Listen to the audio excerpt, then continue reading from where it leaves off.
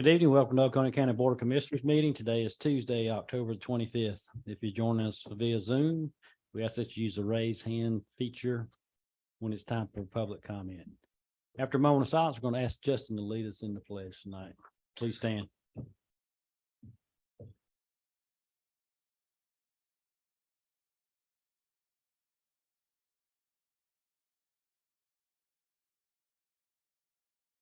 Thank you.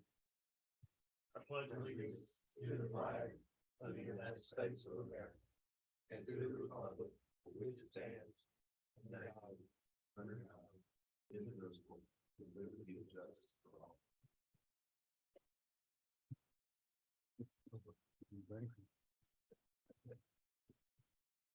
Our first item of business will be to approve the agenda.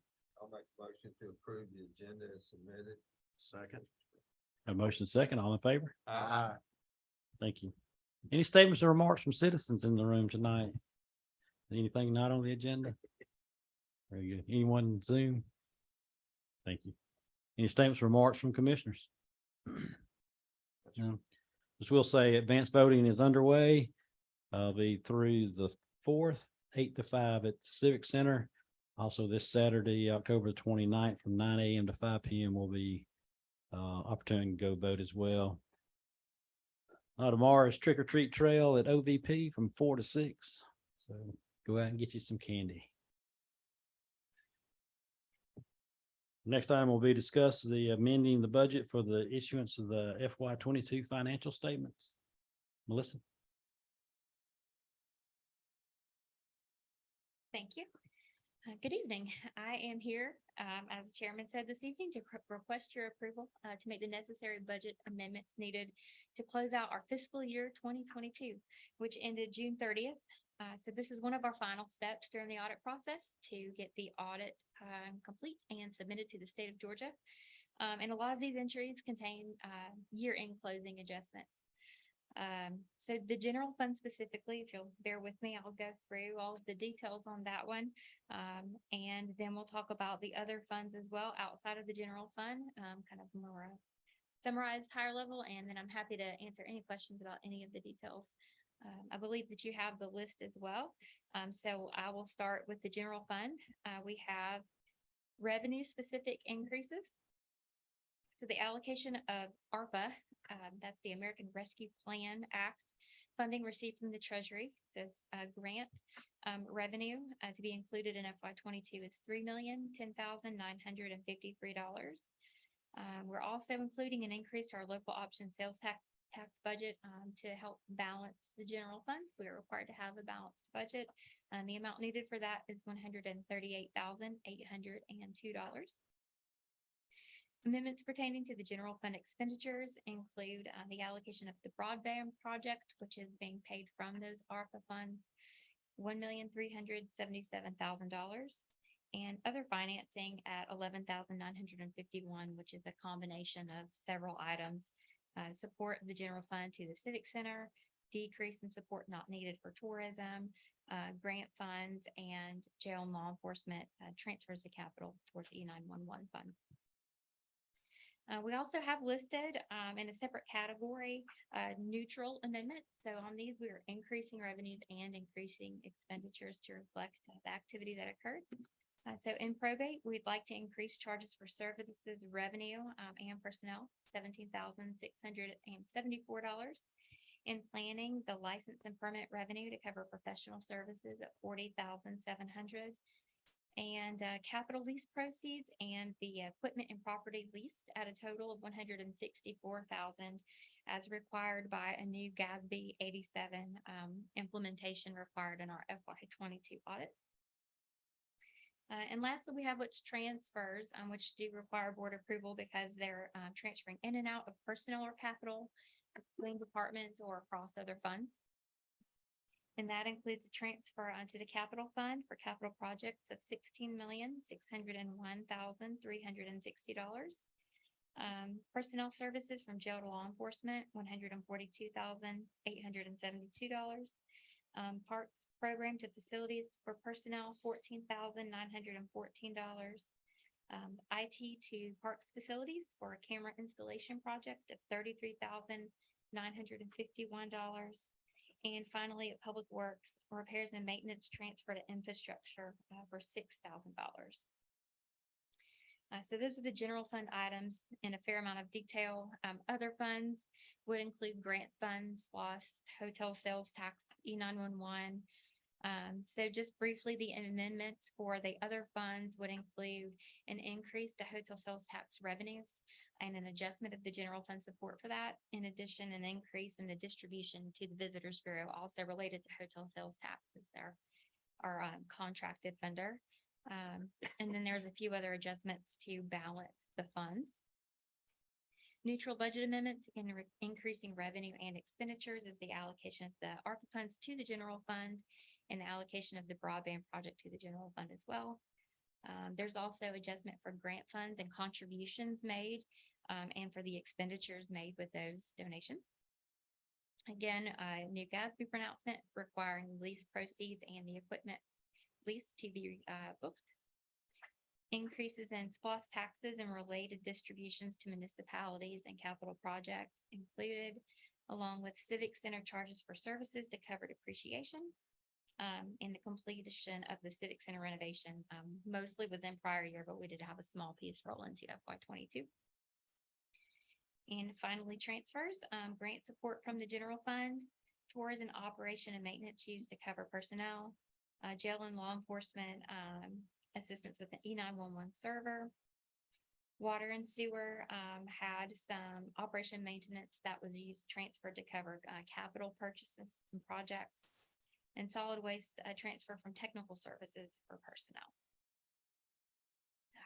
I know that is a lot of information, so I'm happy to answer any questions that you might have on any of the details for those amendments. Any questions on these? These are normal year-end things that we do to balance the books, but be all right for consent agenda? Yes, we do. All right, thank you, Melissa. Thank you. Do we have any public comment? Anyone virtually? Thank you. Next time is discuss the FY23 budget amendments for Parks and Recreation. Lisa? So what you have before you this evening is most of those FY23 budget amendment requests are directly related to an increase in program participants. That we had significant growth more than we actually projected in those programs, which then increased some of the costs for each of those. So the tackle football, flag football, cheer, you can see that, and golf, how they all increased. The last two are items that we had ordered back in FY22, but were not delivered until FY23. And one of the reasons why we're asking for that, you'll see one for Herman C. Michael. Our field paint costs have almost doubled. And so trying to get some of those funds for materials and supplies to cover that expense that we will have in FY23. And then also small equipment at OVP. We have 12 soccer goals that are our aluminum soccer goals. We basically need to replace a pair each year in order to keep those on a cycle, so that they're only getting replaced about every decade at this point. So that is why we're asking for that adjustment so that we can order those prior to spring season. But if you have any questions, I'd be glad to answer them. I've got one question, just curious. How's the signups going with basketball? So far, we've got, as of today, we were at about, I want to say close to 700 registrations overall. So, and we still have several days left in registration for all those that like to wait till the last minute to register. So we're probably on par from what we were last season. What was that code? We had about 900, about 900. And so a part of that too, though, is those are all basically our youth leagues, like our high school intramural program. I know we've got at least 5 teams registered. They will all have to register as individuals, but that deadline, we still got some time on that deadline. So those numbers haven't been added to this winter season yet. So the 900, that's more the younger kids. That's pretty close to the total, and I don't have that number off my head, but it was right around that 900 range. Most of them are the youth. And then we have our adult program. I think so far we've got about 6 teams adults. We'll probably add a few before. The intramural and adult deadlines are a couple weeks after the youth deadline. If you just, I'm just Mhm. curious with that, with basketball courts. What the total, when you get there, Mhm. you could let us know through Justin, just the total number that are playing basketball regardless of Mhm. what classification. We should have that finalized in the next 2 to 3 weeks for the season. So we'll be able to do that. So revenue will also be amended during this process. Yes, the only, and you'll see that column for revenue, the only real tricky one, and those will be adjusted. You'll see where I've got like for football and cheer, what we projected for FY 23 and what we will increase that to. But those two programs, you register in one fiscal year and the expenses come out of the next fiscal year just because of the way the season runs. But yes, we're like for tackle football, for instance, it's going from a projection of 61,200 up to 73,000. And the same for cheer. We've got an increase in that one too from what we projected.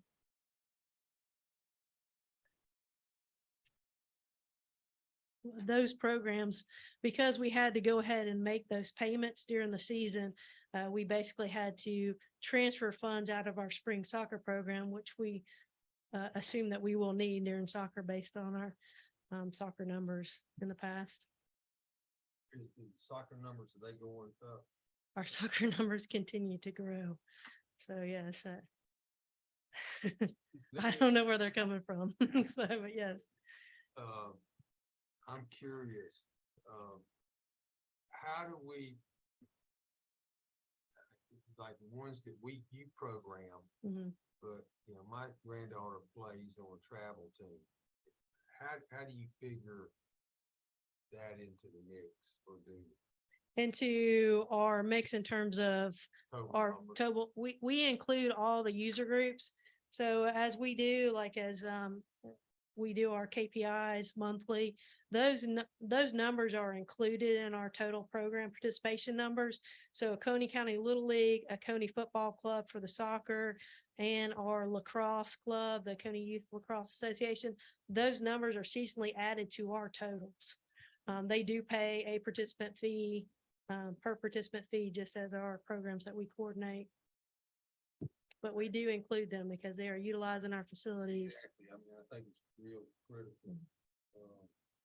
They're added Mhm. because with the issue of trying to find places for them to practice and actually play. I compliment your folks down there in that word by the Oconee. The micro field. Yeah, it's there's a lot of folks. One of the interesting things is I told some pickleball folks, I asked them how many people come to see you play pickleball. They said nobody, and I said, well, that's the difference with youth soccer. There could be 3 cars to a family because you got, like with our case, you got grandparents, aunt and uncles come, and then the parents. And there's just a lot of folks in there, watching those little ones play. So, Yep. But your staff does a really good job down there. I know that people give them some grief every now and then about maybe the parking and stuff, but it's really, it goes pretty good. Yeah, I I appreciate that. compliment you. Any other questions? You're all right for consent agenda? Yes. Good, thank you. Any public comment? Anyone virtually? Next time is discuss a change order for design of Cost Creek, 3 million gallons per day upgrade.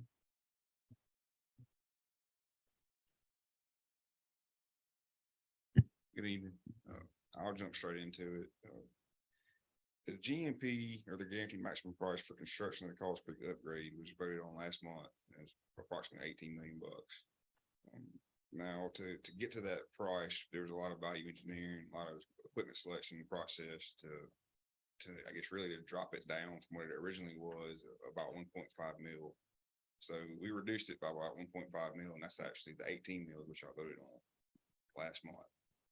To do that, we had a redesign, of course, of about $30,000, which hasn't occurred yet. We'll need to get it approved as a change order before we can actually proceed with it.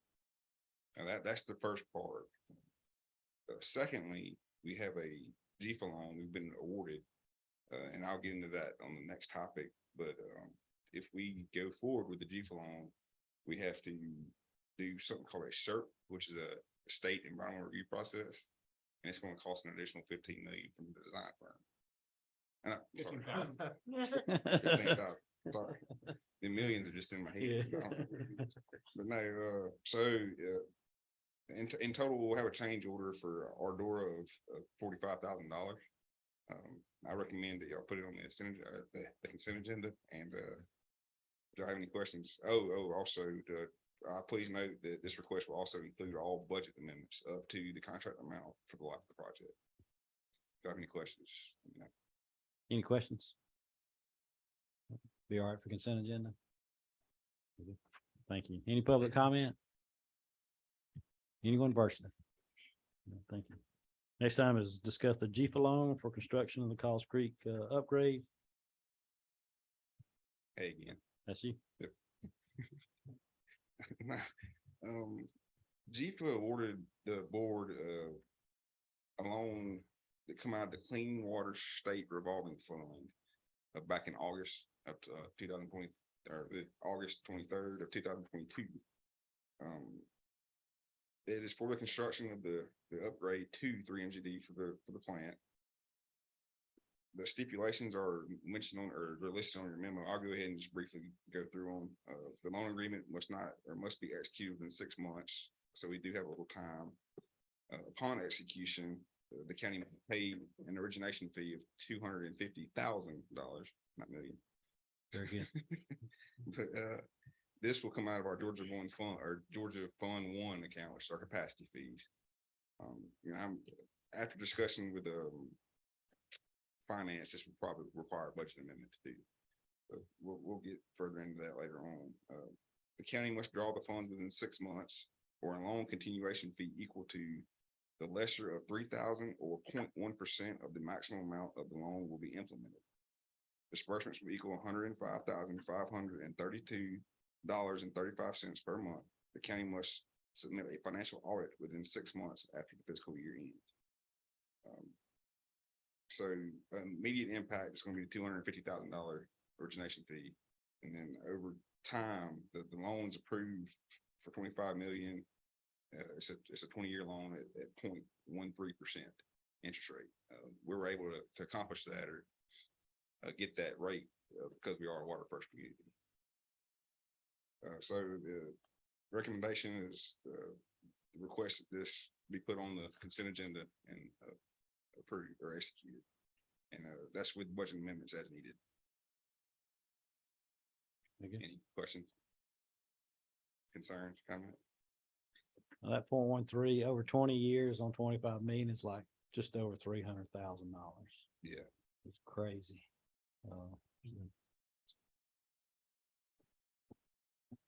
Any questions, comments? Thank you, sir. Be all right for consent agenda? Very good. Any public comment? Not public, Mr. Chairman. I think it's worth repeating that the good work of the department earning that water first community is what guaranteed that great interest rate over 20 years. Any public comment on Zoom? Thank you. appreciate it. Next item is discuss the Northeast Georgia Regional Commission FY23 Aging Services Contract. Welcome back. Welcome back. I believe this is the last one, but I'm not guaranteeing it. So this is for the FY23 contract through Northeast Georgia Regional Commission and the Area Agency on Aging. It began July 1st, 2022, and will be ending on June 30th, 2023. This contract is for our meal services, which is congregate meal services, home delivered meal services, emergency home delivered meal services.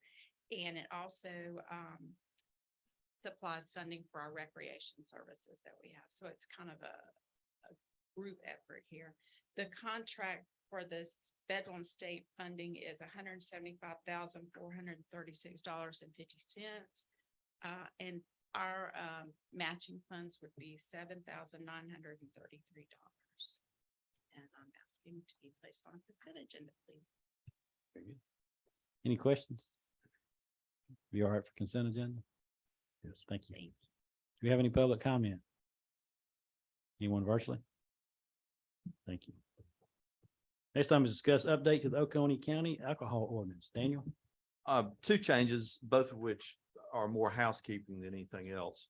And going through the process of issuing new licenses this year, Holly brilliantly discovered a problem in our ordinance, and we're going to fix it.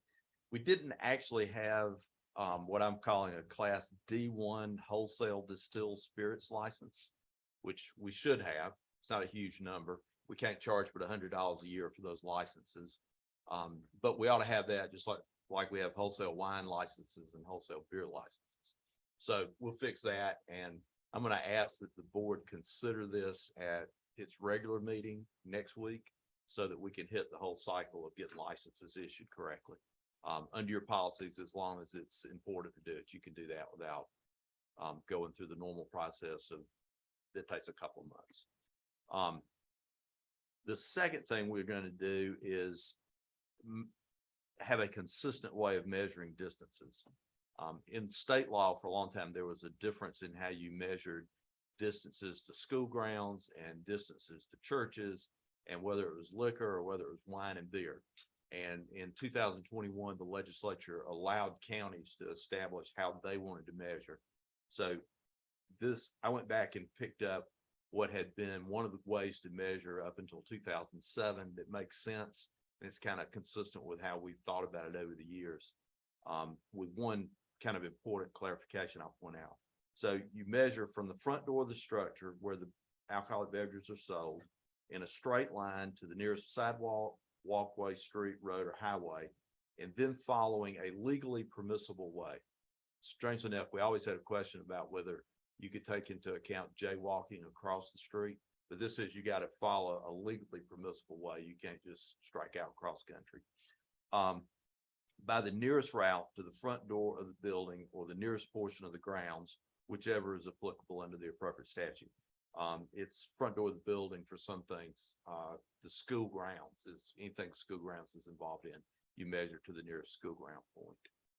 So those are the two changes that'll allow us to go ahead and get all this in for this license cycle.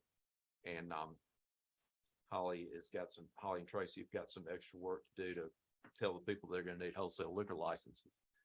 It's about 9 or 10, I think. So. Questions? Any questions on that? So with that remedy, people who kind of fell outside of that, will this these changes remedy those issues? It will some, yeah. There is a location at the Golden Pantry there at Butler's Crossing that we've always struggled with. I've probably written 6 letters over 25 years, and the nearest permissible way kind of clarifies, that if you measure it going the way you have to walk, that they're 320 feet away. So by making this change, is there any unintended consequences? Would impact another retail outlet? There could be other retail outlets that could now sell. There won't be any that will be eliminated from selling.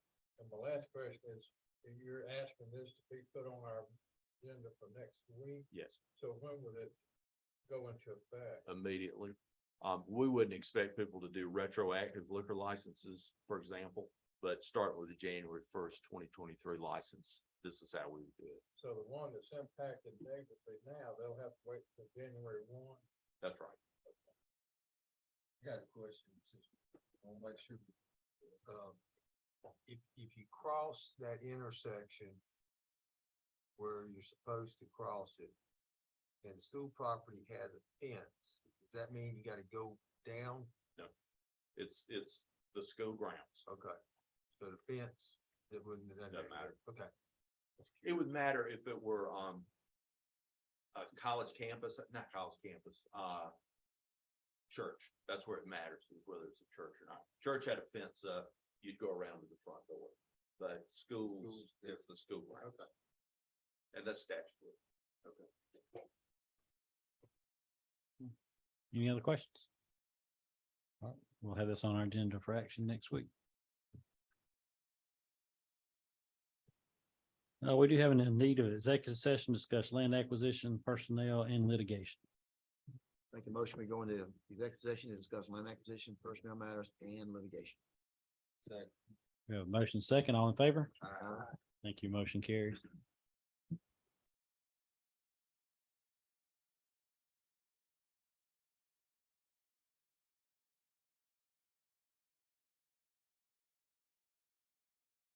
Need a motion to go back in regular session. Second. A motion second, all in favor? Aye. Thank you, motion carries. Mr. Saxon, Make a motion, we adjourn. we are adjourned.